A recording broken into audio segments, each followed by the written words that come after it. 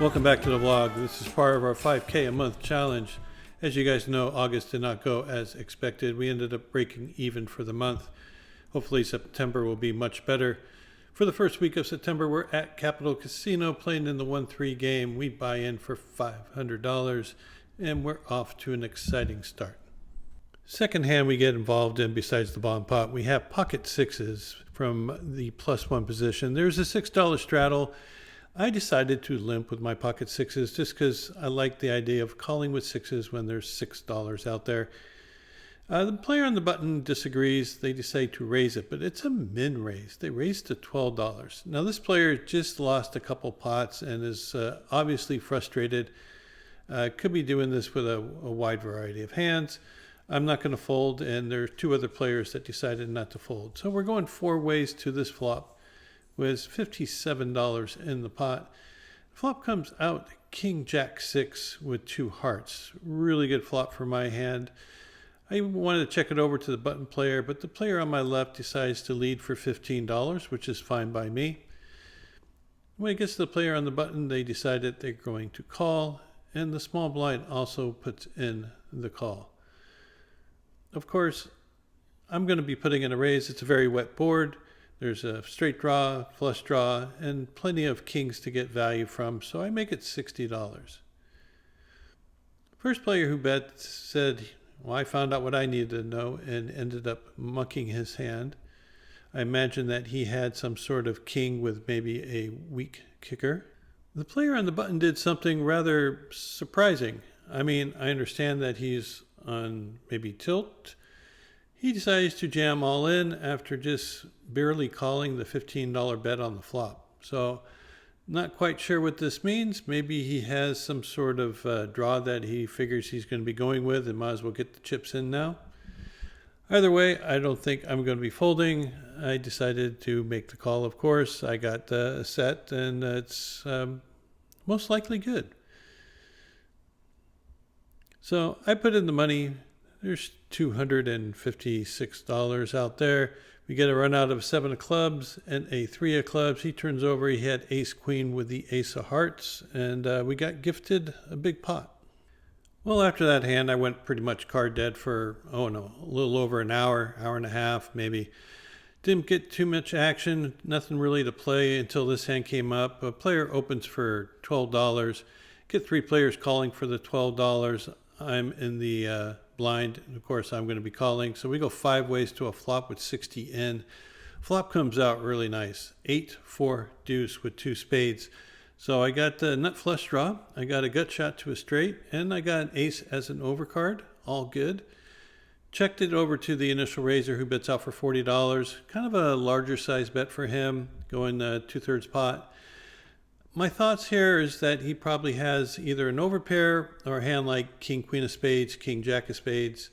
So I really have those spade draws dominated, and I can put a lot of pressure on those overpairs by raising, representing that I have some sort of set or 2 pair, because I was in the blind, so I could have just about anything. He's a non-believer. He puts in a quick call. Turn card comes is a 9 of hearts. All good for me. I don't want to slow down. I want to continue representing that I have a 2 pair or better hand. So I bet another $100. He makes another very quick call. River card comes is the best card in the world. It's the 5 of hearts. If it was the spade, I think he can get away from maybe a big bet. But here with the 5 of hearts, I decided to ship my whole stack in there, which is $435. Of course, he doesn't like it. If he had some sort of flush draw, he would just dump this hand right away, but he has an overpair. And from the table talk and from his frustration, it sounds like he has a pair of kings in his hand. Now the big question is whether he believes that I have a set or 2 pair or better. He's been watching the vlog. He's know I've been on a kind of a downturn. He knows that I'm capable of punting my money away, like I've done in several of the episodes recently. And I think that he's not going to be able to get away from it. And eventually he flicks in the call. I turn over my ace 3 of spades, tell him I have a straight. He is very frustrated. Well, I can tell you that this month is starting off pretty damn good. I won the first two hands I played, and both of them were good sized pots. And for the day, I ended up winning about $800. Well, so far the month's off to a good start. Let's try to keep it going here with pocket fives. One player limps in. I raise to $15. End up getting four players that put in the call. So we're going to go five ways to a flop with $78 in. And the flop comes 10-9-5. Rainbow. Really good flop. Trying to figure out how much I'm going to bet when it's checked to me, but the first player decides he's going to lead out for $28. Again, this is kind of like maybe a feeler bet. Maybe he has like a 10, he's not sure his kicker's good. The original limper also decides to put in the call for the $28. And I'm going to put in the raise right away. I'm not going to mess around. It's a draw heavy board. Someone could easily have, king jack, queen jack, jack eight. I'm definitely want to be charging those draws. It gets folded back around to the initial limper. And he's trying to contemplate whether he wants to put in the call because the original better folded. He eventually does put in the call, and we see a turn card of a queen of hearts. Not the greatest card in the world. Costs that brings in a bunch of straights. He doesn't have that much behind. I just decided to put them all in. He has about maybe $130, $140 left. He tanks for a while, but eventually makes the fold. An important note is the player behind me said he was going to call the $28 for sure, and he happened to have king jack in his hand. I'm really glad I didn't decide to slow play this one because I would have got rocked when that guy made his nut straight. So after that, I just went completely card dead. Haven't really had anything too playable. Seen a couple flops, missed everything. Getting a little frustrated. There's a $3 limp, and I'm on the button. And for $3, I'm going to limp along with 9-10. Just hoping to flop something good. The player in the small blind, he puts in a small raise to $12. Everyone else calls. I'm going to call. We go multi-way to this flop that comes out ace, jack, 7 with two clubs. So not much working for me other than a gut shot to a straight, and it can't be a club, so that would be pretty dirty. The initial raiser now checks. The player leads for $11. He likes to lead small with his lone aces. So I believe he just has an ace here. After all the callers, I decide I'm going to call. Maybe I can spike a 8. 8 of hearts would be wonderful. Turn card comes is the jack of hearts. Not the greatest card in the world. First player checks. The player who I believe has an ace leads again really small for $11.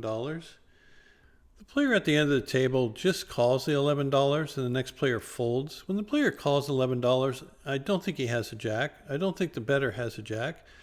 The small blind might have a jack.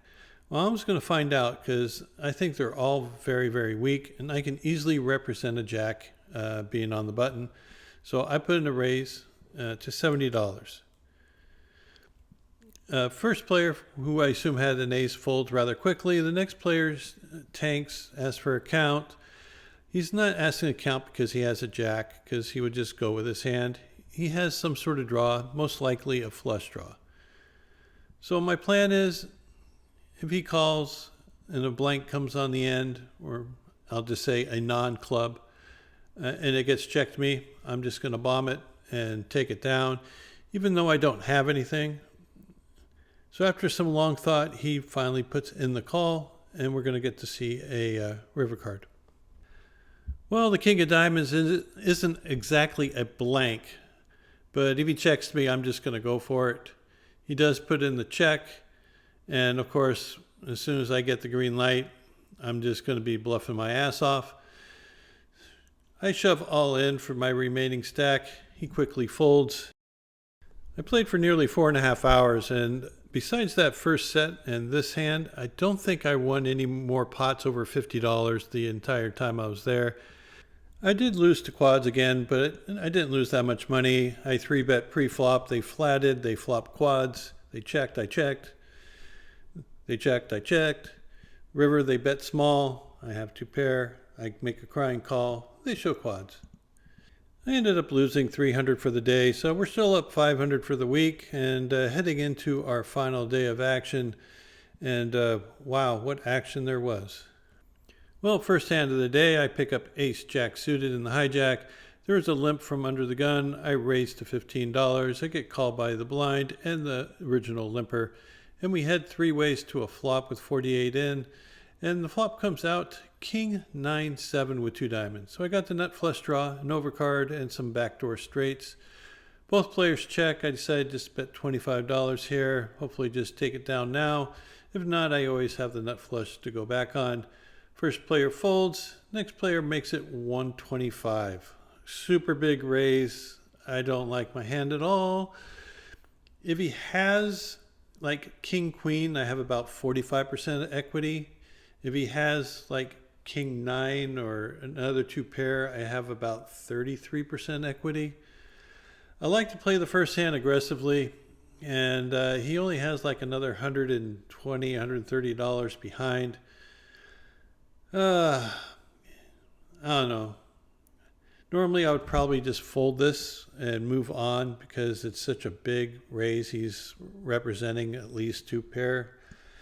But I like to play the first hand aggressively, and I don't want to be pushed around, so I jam. Well, he didn't snap call. That's a good sign. Maybe he doesn't have much. No, he's too confident. He puts in the money, and we're going to go see a run out, and we need a diamond. We get a queen, so we got a gut shot for the straight, and it comes a brick on the end. I show that I missed, and he had king 9 offsuit for flop to top 2 and a full house on the river. Well, it's not the exact start I wanted, but sometimes you don't always get what you want. Here I buy in for another $500, and there is a $7 straddle, couple weak limps. I got nothing, basically 8-5 of clubs. But I got positioned, so I decided I'm just going to steal this. I would do this with my big hand, so I might as well do it with my crappy ones occasionally. I get called by the straddler, the same person who beat me in that last hand with king 9. The other two players end up folding out. Not an ideal situation. The kind of hands he would call me with mainly lean towards pocket pairs, like medium-sized pocket pairs. Flop comes out queen 4-4 with two spades. I don't hit that board at all. He does check. I'm going to do a C bet about 1/3 pot, so I decided to bet $40. Hopefully get him to fold out some of his weaker pairs.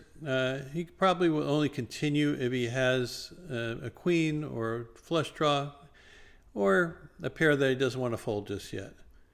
So I'm giving up until I see the ace of hearts on the turn. This is a very good card for my range. I could be c-betting with a lot of ace blanks. I see I knocked my phone over.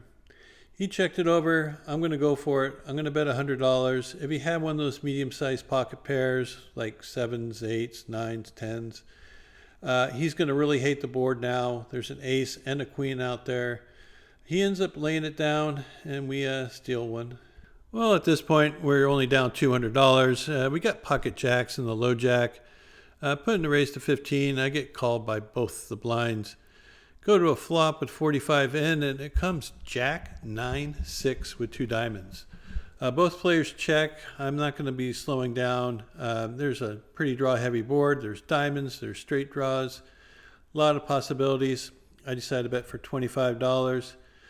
Small blind goes ahead and makes the call for the 25, and the big blind thinks that's a good price too. So we got 120 in when we see the 5 of clubs on the turn. Not a really good card. 7-8 now gets there, and my opponent in the small blind leads for $100, and he does it with a lot of confidence. Oh God, I hate this. I can't fold. I'm not good enough to fold this. He could be doing this with a lot of weird stuff. He's been showing down a lot of weird hand. He doesn't have to have a 7-8, but he sure has the confidence of someone who has 7-8. As soon as the river card comes to blank, he jams all in for 168. My physical read is that he has me beat. But, I mean, I've seen him make similar action with like two pair or a set. Does he have to have the straight? It feels like he does. That's why I'm taking so long to think about it. I think I'm just giving him $168, but I don't know if I'm not good enough to lay down top set against this player. I mean, even though his physical tells are saying he has it, I mean, he's been playing pretty wild. I make a crying call, and he shows the 7-8 offsuit. Over the next 2 hours, I got absolutely nothing to play, sitting there twiddling my thumbs. Some of the players have changed. We got a lot of action players coming in, a lot of bigger stacks coming in, and I just have absolutely nothing, totally demoralized. I'm down $400, being patient, and finally I get pocket kings. My mother always told me good things will happen to those who wait, so I'm glad I was patient, not spew off any more chips than I needed to, and here's my chance to get back to even. I got a little late start recording this because my phone fell asleep and I had to wake it up. It was dormant for about 2 hours. There was one limp. Action player in the cutoff raises to 20. Another action player on the button calls the 20. And I'm in the small blind with two kings. I raise it to $85. It gets folded back to the player in the cutoff, and he looked down at his hand and he says, hey, all right. He puts in the $85. The player on the button snap folds. So it's just going to be the two of us headed to a flop. Kind of put him on the range of a medium-sized pocket pair. Flop comes out 6-5-5. Looks good to me. No flush draw out there. Only thing I'll be concerned with is a hand like 6-5, pocket sixes, or like an ace-5 that might play this way. But for $75, I'm going to lead into him. I expect that he's going to call with all his medium-sized pocket pairs, maybe even raise with a few of them, maybe his bigger ones like, say, queens, jacks, or tens. He might just call, hoping to see no ace or face on the flop, and then just go with it. That's exactly what happens. He raises to $200. I got about $420 behind. There's $470 in the pot. I'm going to get it in now while the getting's good, so I jam. He puts in the quick call. I take the camera up to take a peek at the board, and he shows two red aces. Are you kidding me? We lose another one. Well, the game is still good. I guess I just better reload again. Got another $500 in my pocket. Take it out, buy a stack, and then like 30-40 minutes later, I pick up pocket kings again. This time I'm in the under the gun straddle. I made it 6 to go. Player opened for 20, another one called the 20, another player called the 20. When it gets back to me, I make it 80. I'm a little bit short stacked here. I just lost a little pot with about $50 or $60, and I was going to rebuy once the button went by me. Of course, now I pick up kings and I got a shorter stack. So four-way action. Everyone has ADM. We got 320 in the pot. Flop comes 4-4-3. Really good. I got $220 left in my stack. I'm not going to mess around. I'm just going to stick it in there. If someone has a flush draw, they're going to probably call. If someone has a medium-sized pocket pair or better, they're going to call. Everybody folds, and we finally win one. Player under the gun opens for a raise to 15, and a bunch of players called. I think we got 5 or 6 callers.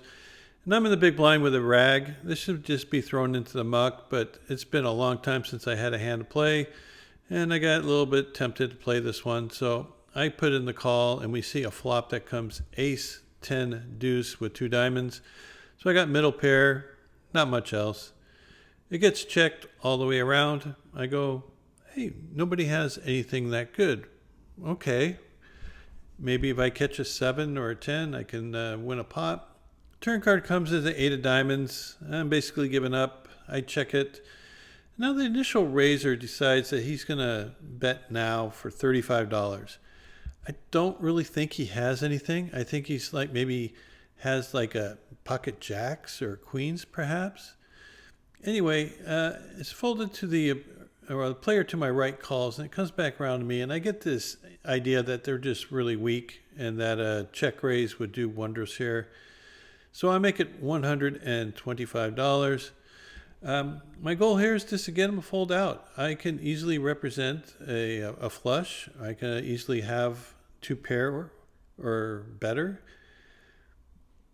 Anyway, the first player ends up folding, which is a success. The player to my right puts in the call, which I don't like. He might have something like a 10 with a king of diamonds, maybe a two pair.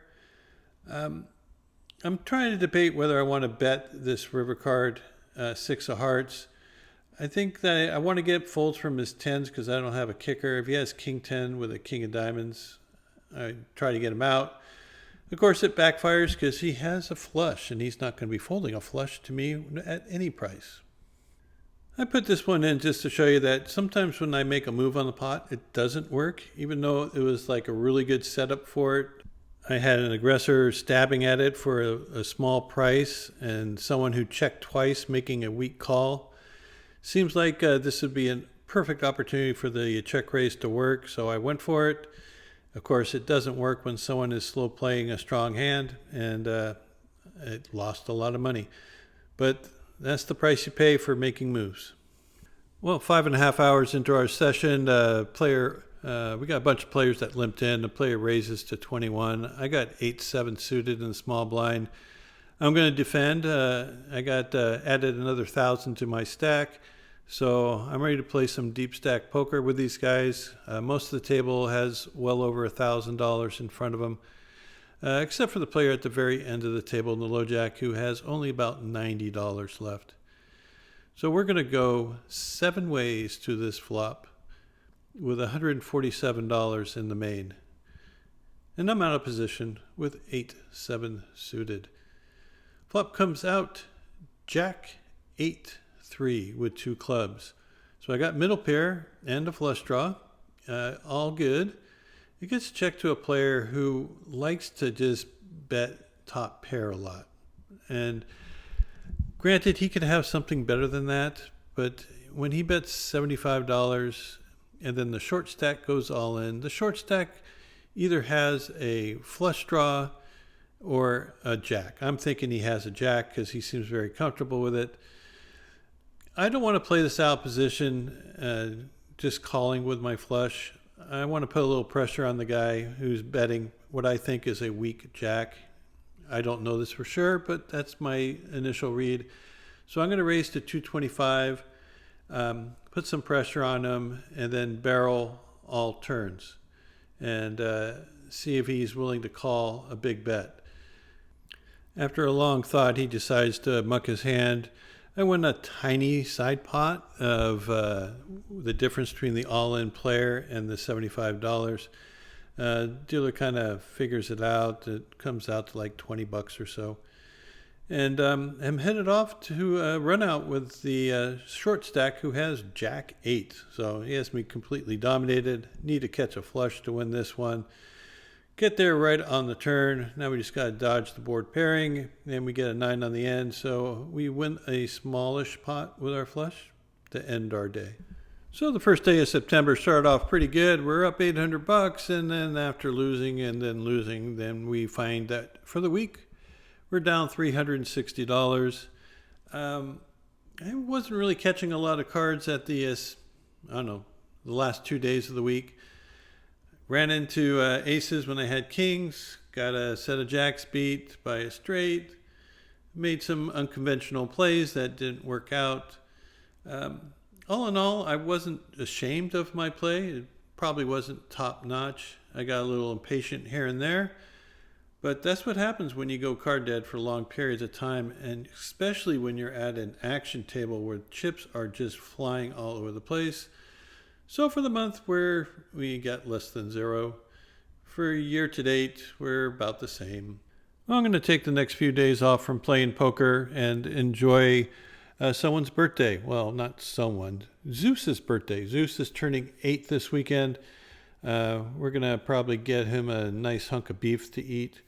I'm also going to hang out this weekend with some old friends and hopefully have a very relaxing time and come back refreshed and ready to do battle next week when we continue with our 5K a month challenge. Until then, good luck at the tables, and we'll see you back here soon.